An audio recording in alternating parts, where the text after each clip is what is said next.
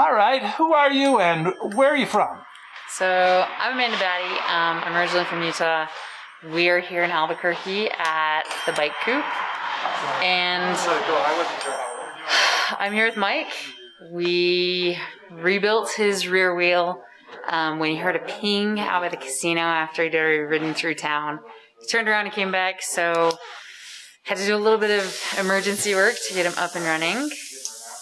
Rebuilt the entire back wheel, hand rebuilt. Yep, all 36 holes.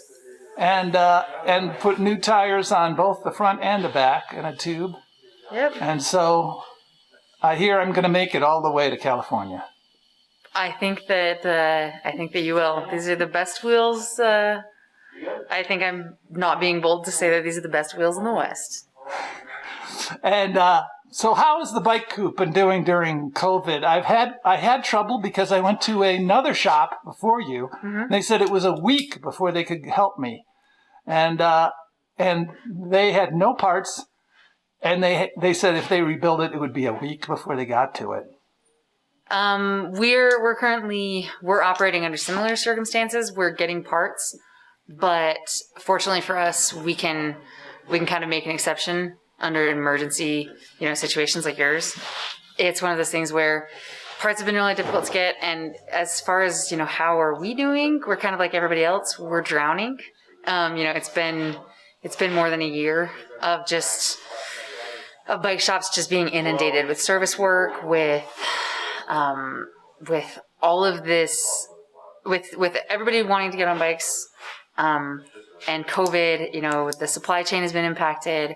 The service chain has been impacted, and the demand has just skyrocketed. And it's mostly for service, not for new bikes, because the new bikes are gone, right? Well, it's a little bit of both. So what we're doing is we're actually rebuilding older steel frames. We're recycling them, if you will. Steel frames are in excellent condition. We've repainted them and built them up with entirely new components, just because we kind of gave up on trying to get new bikes. It's impossible, and the bikes that we can get that are new, are in the multi-thousands of dollars at this point. And people, they're not looking for those. They're looking for a lot of bikes at the entry level, anywhere from the $2,000 to $1,500 range. And so we're building up bikes. And I hear you've been on the job 17 days in a row? Yep. And before that was about 42. And before that, it was about 74. And what do you have any COVID stories for us? Have you had it, or a friend or a family or anything like that? So I haven't had it, thank goodness. I've had one of the guys here had it a few months ago, and he was impacted. We've, a lot of friends and families that I know have gotten it. It's just one of those things where when you have, 500,000 Americans who have died from it, everybody knows someone who's either died or passed, Are you getting the vaccine, or? I have already gotten the vaccine. Everybody here has. And we're incredibly fortunate to have gotten it. It's a pandemic that has disproportionately affected, the Navajo Nation here. And the majority of the people that I know who have been worst impacted by that are, friends and the family members of those friends out of the Navajo Nation. And it's a shame. It's something that I wish that they had rolled out the vaccine earlier, and that it had been a little bit more organized. I think that we could have done a lot to prevent it.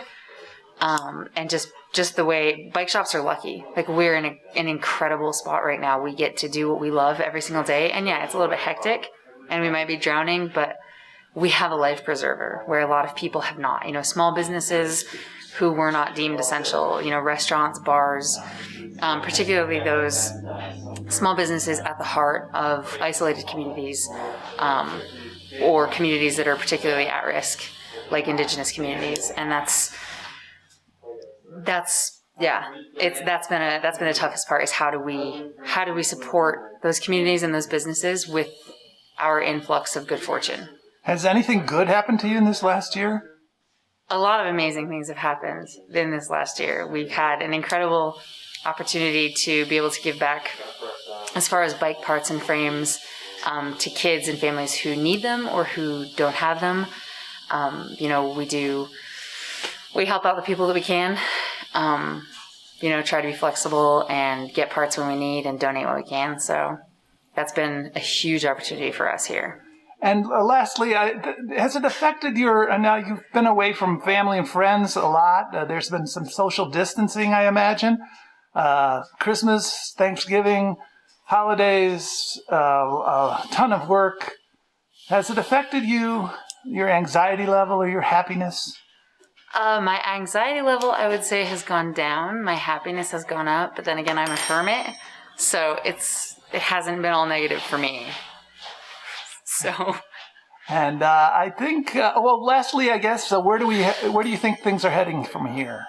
I think that a lot of the people who got on bikes this past year, are going to stay on bikes. And I think that we've also managed to adopt millions of new missionaries, if you will, towards the cycling cause. I think that those people aren't going anywhere. A lot of people, once they get on bikes and they realize the freedom and independence that bikes can give them and sort of this outlet as well as exercise and health benefit, I think that they embrace it and then they share it because they do become enthusiastic and they become, they become their own ambassadors for the sport because of this newfound thing. And I don't think a lot of people, estimated that it would slow down, but when you have millions of millions of people who have all around the globe who have all gotten on bikes, it's not going to disappear. It's not a temporary thing. And certainly not when bikes are such an incredible vehicle for so much personal growth and progress.